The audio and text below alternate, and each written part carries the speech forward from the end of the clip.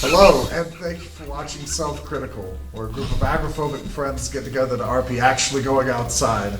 I'm your humble dungeon master, Andy Purcell, and this is our hapless hero. Say hello, hapless hero. Hello. Last we left off, we were just stepping out of Mr. Witch and Mr. Light's Carnival wagon, being escorted by Burley, the bugbear, and receiving custom-made balloon animals of your choice, made rapidly with bits of ribbon that seem to magically float through the air. One of them being a majestic white goose, I believe. As you all are being escorted out of the wagon, I believe one of you turned around and looked. You wanted to check inside just to see if you noticed anything out of place or of particular note. You rolled, I believe, a 19. Or 19. I mean, when you did, what you saw was a. You noticed that Mr. Witch's area is tidy. Everything's where it should be. Mr. Light is a disorganized mess. His bed is just covered in clothes, hat boxes, shoes. Just everything is just frumped onto the bed. That is what you see. There's a definite contrast between their two parts of that wagon. As you step out, and Burley begins walking with you over to the edge of the staff area. He waves a hand at the wall. It opens up a nice grand entrance. Lets you walk through as he steps out near the Almirage ring toss stand and says, I hope you all enjoy your stay. Hope you have fun tonight. As he looks over, sees someone miss the ring. I guess I'll have to go now, as he begins turning around. Why don't you come hang out with us for a little bit before we start up? What? What's that, you ask? Why don't you come out and hang with us? We'll do a couple of games right quick. Well, I need to escort you all to where you needed to be going, and then be done with my business. But if you're not done with where you're going, I guess I'm not done with my business There you yet. go. There you go. Where might you be going now? I think I'm going to count some feathers, try to guess how many feathers. Ring birds. Sounds boring. Goblins. Why don't She you do going to something beat up some exciting? goblins. That sounds like a great idea. Let me show you where those are real quick. And so he begins walking immediately towards the Almirage ring toss. You hear the barker calling out, once again, this Almirage is no mirage. Adorn its horn with 2 or 3 rings to win a prize. You see, for a simple punch of your ticket, you get 3 rings and can throw it to try to land a ring on this horn. Anyone who would like to may simply join in. I will trust that you take a punch on your ticket and give me a dexterity check. I'll join in. Y'all just keep an eye on time while we're doing this. 15, first one. I'm gonna try it. Mine's a 15. Go Did you ahead. punch your ticket? I will punch my ticket, 4. sir. Yeah. Damn. Yeah. So Dexterity. 20 total. Okay, and as you all begin trying to throw rings at the different little wooden bunny unicorns, you see the rings just as they're about to land. Just barely misses as they blink out of the way. You see Dahlberg gauging this up and trying to time their movements, and just as he sees one about to blink, throws where it's about to land, and it's as almost it was luck, the way it landed. Right as it was about to appear, Dahlberg's the only one to get the first ring landed. You get 2 more chances. Roll again. 19. 6. 24. 11. Freaking headshot over there. You hear the carnival barker cry out, Ranger "We've got a winner, folks! 2 rings over here!" As you see another ring land on the Al Mirage. Onyx over there catching in, begins to try to get a better timing. You see another ring land over here. You've got your first ring and 2 over here. The carnival barker says, "Just 1 more and you can win 2 prizes. Let's give it another try." As people begin looking around. Ooh! 22. 22. 13. 10. Okay, you see, as you land your second ring, you know you're about to time, and it's almost as if the timing was a little off. This Al Mirage blinks to a slightly different spot than you anticipated and does not land. The carnival barker says, "That's each of you got 2 rings. Let's see what kind of prize you get. Folks, roll a D8 for me." D8. Okay. Yeah. D8. 2. The heck's not there. It's the one like this. Not you. I'm not. I was just wondering what it looked like. 3. 2 and a 3. As you wait for your prize, the barker pulls out of a bag a wooden wand. Okay. As a description of how it works, you see him wave the wand, and with a flash of sparkle and fizz, what seems to be a prestidigitation spell is shot forth. He tells you, "You've got 8 more charges of this. Have a good night. Winner, winner," as he looks at you and reaches into the bag and pulls out a packet of pixie dust, sir. As you now have as in your possession a little packet of pixie dust that you know has 1 charge to give you flight for up to an hour. Ooh. Doesn't someone else have a packet of pixie dust from another game? He does, from winning hide and go seek. You all finish up with the Al Mirage, and as you're walking down, you hear the next carnival barker call out, "Prizes, prizes, catch the fairy dragon by the tail and win a piece of its hoard. You know what? Strong folks, test your mettle in a goblin wrestle. Birds of a feather."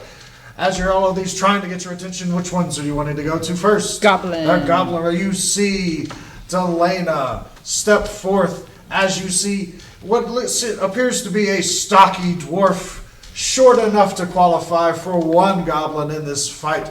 He seems to have the advantage, but all of a sudden this sly goblin gets a little trip in under his ankle and pins him down. The carnival worker goes, "We've got a loser, folks. Sorry, maybe next time. Next, please." As you stand up, he goes, "Oh, looks like this is a twofer, folks," as the second goblin steps into the ring. This is going to be a wrestling strength check. Let's see So what grapple. kind we can go. It's going to be an athletics check. You may have extra points on this. I will remind you, there are certain mechanics you could use to get advantage on this if you chose. You need to say what you'd like to. Okay. Rage. Then, as these goblins line up, square up in front of you, and the carnival barker rings the bell, you see this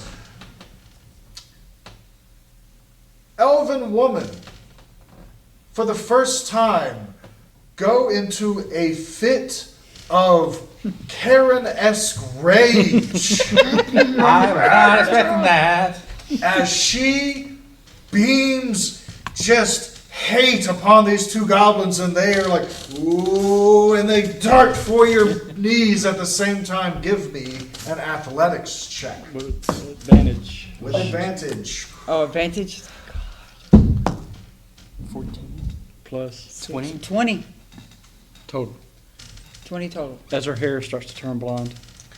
They run for your knees, and you instinctively grab for both. And when you do, you go for the backs of their heads, and they snatch back, and they both look straight up at you. And when they each roll their athletics checks with advantage, because there's 2 of them, they get 1 roll with advantage.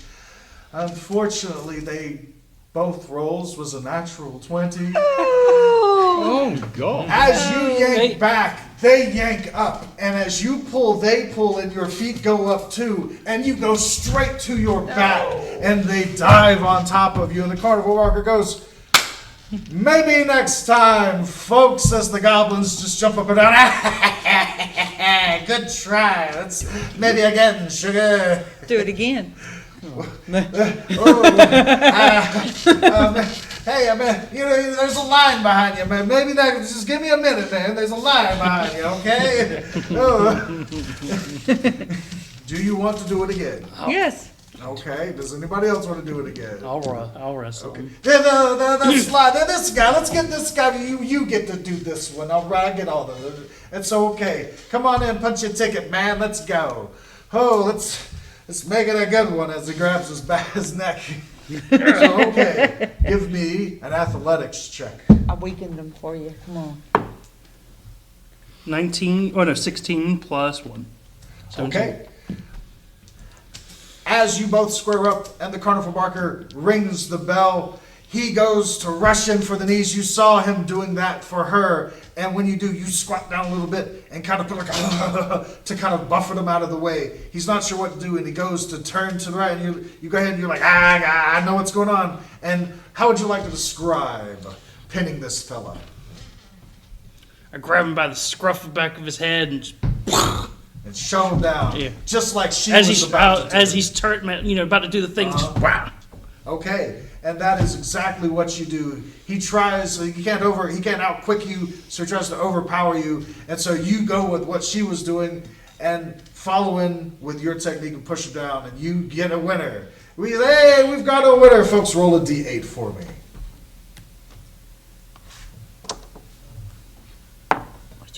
4. 4. He pulls out of the bag. He looks at you up and down and says, you seem old enough for this one. A bottle of Witchlight wine. Nope. Uh-oh. As he goes to hand it to you, he uncorks it, and you hear it playing calliope music until it's corked back. He says it's good until it runs out of wine. Interesting. You guys move a little bit further down. You hear... Is she gonna get to her fight again? Oh, well, the goblin was really hoping she was going to forget. He said, okay, all right, yeah, let's go ahead. All right, let's... With the you sure? No. Another punch. How on the many ticket. punches are on your ticket, ma'am? You got enough punches? Oh, yes, I do. All right, okay, all right, let's go. Okay, so give me that athletics check. Will you rage again? Yes, I will. Okay, then you get to roll with advantage. Nope. Plus athletics? 23. Yeah, 25. Or 24. Yeah, Sure. 25. 25. Mm-hmm. So you see Merc and Urk square up right in front of you, Can hurt. and you're waiting for the bell. This time you're not distracted by the carnival barker and the bell. You know it's coming. You're focused on them. And you've seen them do the same attempt both times at the start, so you're ready for it. And with that 25, when they both rush your knees, this time, how would you like to describe gosh. pinning at least one of them down with this? Grabbing him by the back of the neck and just flinging him onto his back. Okay, so as they rush in at you, you squat down enough to use your knees. You didn't hit them. They ran into your knees as they rushed in, and they both pop right in the back of right in the back of the face. As you grab and you reach for both of them, one tries to run around to get a brace, and as you do, you just take the other and go, "Frah!" And the carnival bar goes, all right, winner.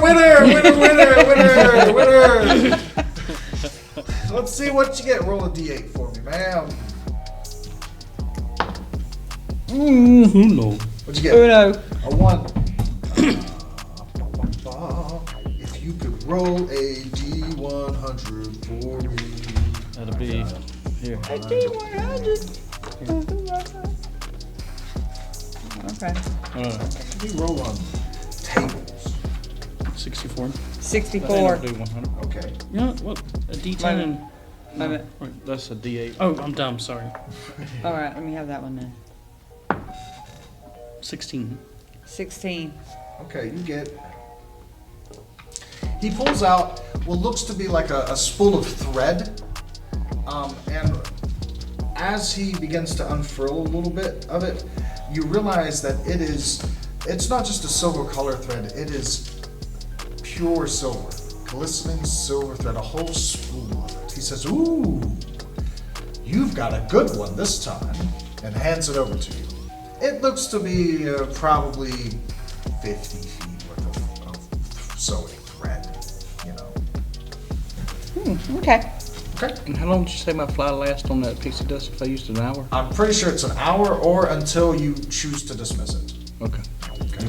Your movement speed, your flight speed, your movement speed. And so with that, we begin moving along. About this time, a familiar voice just kind of starts kind of whispering at the back of the group as Burley is kind of escorting you towards the next booth. You hear behind you the sound of Candlefoot softly speaking to you, Dahlberg, whom you know is Kettlestein. You turn around, it is a human man. His appearance is kind of motioning, sort of like a turning of his head, kind of running short on time. If there's anything you want to do. I want to hang back a little bit with Dad and Kettlestein and say, "Hey, Kettlestein, hey, buddy." Stage whispering, yeah. Yeah. When the big top happens, meet where we found you.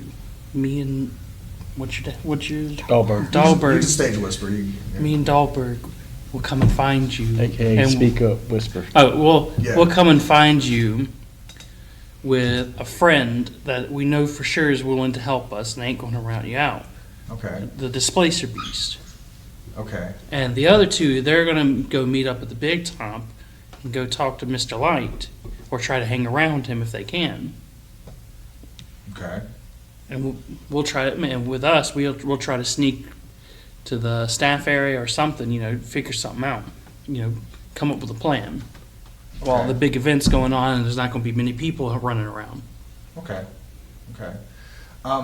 You hear Kettlestein whenever you start talking about that. Kettlestein looks at Onyx, and you hear a voice. You hear Mr. Witch's voice that Kettlestein mimics, and it's odd because you hear Mr. Witch say, "Oh yes, I remember that one, the fairy. He flew over the river just after midnight that night. I was watching during the Big Top Carnival. He thought he was sly. I believe it was about 2 hours before he came screeching up, asking about some bell, I believe." And that's all you hear Kettlestein mimicking. I knew a lot happened that night. So they did know.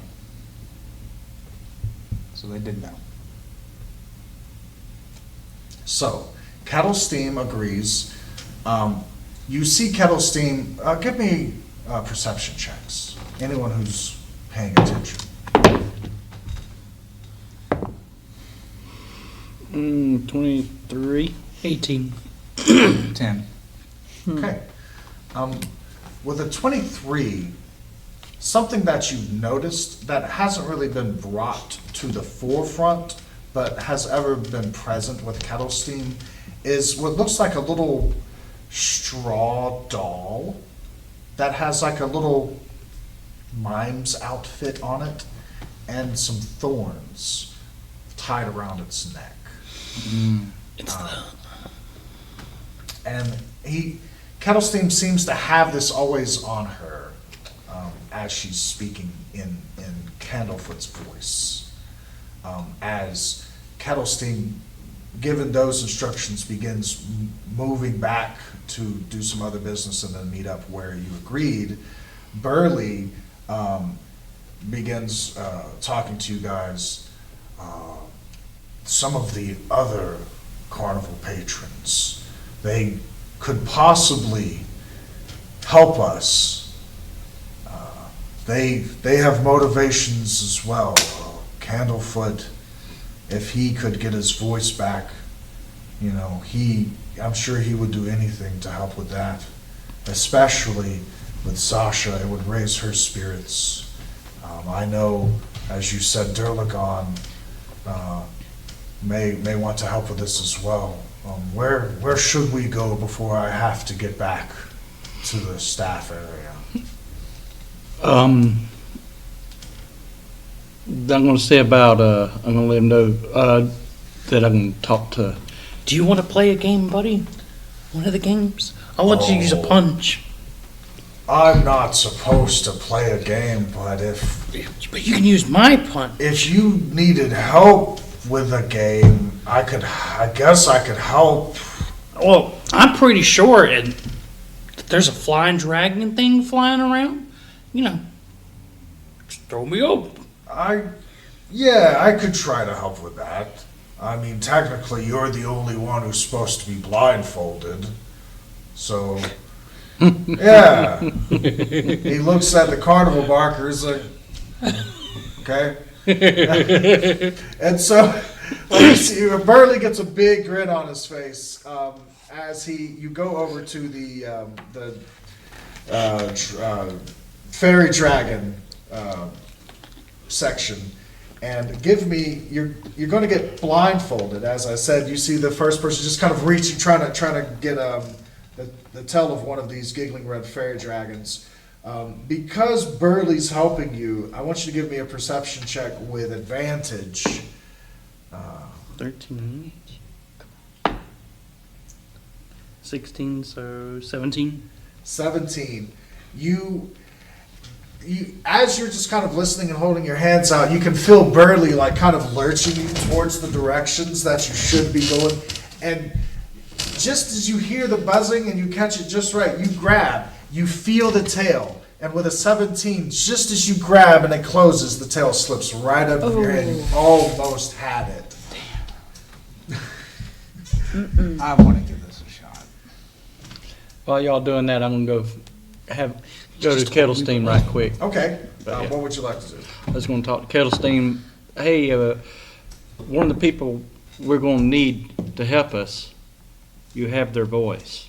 And if we can get that voice back to them, they will make, it would help a lot overall for what we're about to do. Okay. Does anyone remember one of the main rules that carries over from the Feywild that was told to you? There's always a cost for something. Mhm. What must be given? There must be something given from someone that's gotten. So with that in mind, is there anything you would like to offer before you make this request? What? I'm being shooken around, so what? Yeah, I'm with him. I'm trying to track Burley. And it doesn't have to necessarily be something of physical possession, but you know, just to sweeten the deal, is there anything you would like to offer in this exchange before you you ask? You talk. I mean, so I assume to trade with Kettlestein for the silver thread. Yeah, but what's Raven, any movie ever with a talking raven, they always want they always wanting or trying to get a spool thread. He's going all secret and them on us. I'm just saying, every movie with a raven in it that talks. I will they- say, Well, that was a I will crow. You trying to say give you away are my distracted pure right now. silver He was thread. the only one that saw that with the necklace. No, he was on. you can talk about that a little bit, but I mean, you're trying to give away someone else's items, so. I'm just saying that could be. But what else do we have to offer? Besides my So pure what silver do you thread? have to offer I got the pixie dust and for a kinku who's a bird that Exactly, may can already be fly. able to fly? I don't know. then Keep saying I what? don't know. a potion of advantage is, That's really cool. yeah. And I still got the favor of the lizard. Well, that's just something. That's just a title. Mm-hmm. No, it's not necessarily something to give. Again, it doesn't have to be an item. It could just be a favor. Yeah. It could be information too. What do you know that this Kinko really wants? It's patron, obviously. Yeah, it's patron What could you offer?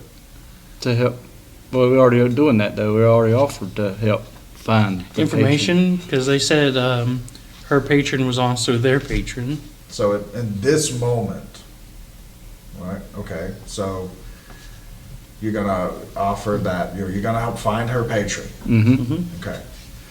Give me a persuasion check with advantage. All right. Big money, no whammy. All your thread away. Oh, God. Ooh, remind me not to cross my fingers again. What'd you get? Persuasion, None with, yes, 10 total. geez. With a 10, You could roll. No, you can't. shooking around. Kettlestein tells you, Kettlestein understands this request. It would be very valuable, but at the moment, this voice seems valuable to Kettlestein as well. For a creature who some would know is cursed with the inability to speak directly, this is a boon that she probably does not wish to give up so quickly, Mm-hmm. but it is only halfway through the night. You know, but at the moment, doesn't seem like she's willing to give that up. Well, you could be Willingly. like, convince her, be like, hey, you know, we can talk to him and be like, hey, if you help us out, we'll get, like, not directly tell him that, you know, she has the voice, but, you know, we could get your voice back. We have By the we end have of the night, reputable, probably. you know, Yeah. idea where it's at. Okay, If we get to the bottom of this, you know, your voice is, I mean, like, your voice has got to be there. Everything else that's been stolen has got to be there. so do you want to try to bring Candlefoot Yeah. and possibly Durga. Palasha, Oh, Flasha. the Mermaid. siren, Mm. his romantic interest?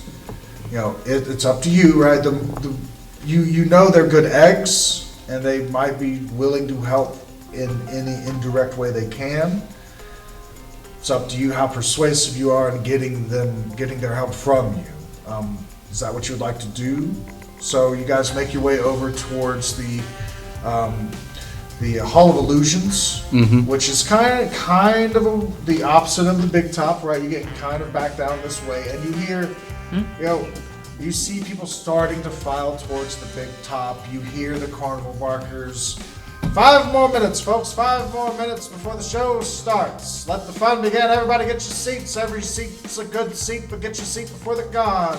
You guys make your way over towards the Hall of Illusions, and you see Candlefoot there, just sort of chilling, because no one's really going in and out that much. Every now and then he'll punch a ticket. What would you like to do? Just speak to him and say, listen, we got a good lead on possibly getting your voice back by the end of the night. Is there any way, anything you know of that could help us with some of this other stuff going on? Because we're trying to help y'all out. We've been trying to help a lot of folks out, and there's just a lot of weird things afoot. And like I said, we got the good lead on possibly getting your voice back by the end of the night. What was we going to ask him? To help us out. With And, What specific? well, that's why we're going to make a plan. That's why when the big time things, we're going to make a plan so we can go off of that. Elena, I think me and you should probably head to the big top and go save us all a seat. I agree. Before everybody gets there. That way we'll have Yeah. somewhere to sit for all of us. So retconning, maybe not going straight to the Hall of Illusions yet. Maybe Well, we still ain't even made. We got to make our plan. Y'all keep saying we're gonna make the plan at the Big Top. 5 minutes from Big Top, and y'all were going in the You Big guys Top, and about we to were going to split do up. our You ain't thing. even made the plan yet. Yeah. that's the thing is like, I was just told, hey, you may want to go save a seat next to Richard White. Mhm. Yeah. He whispered it to me. If we got about 5 minutes, people are going to start going that way and staying. Whenever you mention get a seat with Mr. Witch and Mr. Light, you notice that Candlefoot, he begins to mimic Mr. Light elegantly, waving his weather vane, and then giving motions about the big top. But then he switches to Mr. Witch. You know, it's a very obvious, very gruff. The obvious pulling of the watch, and then putting back into a pocket, and you see him begin walking. And he motions towards a particular part of the park. Some of you, if you happen to look in that direction, would notice that it's not far from the Big Top Carnival, or Big Top tent. It is just past over by the lake, between the Hall of Illusions and the Big Top tents. And with that, we're going to call it. Thank you everyone for watching this episode of Self Critical. Hope to see you next time. Goodbye. Goodbye.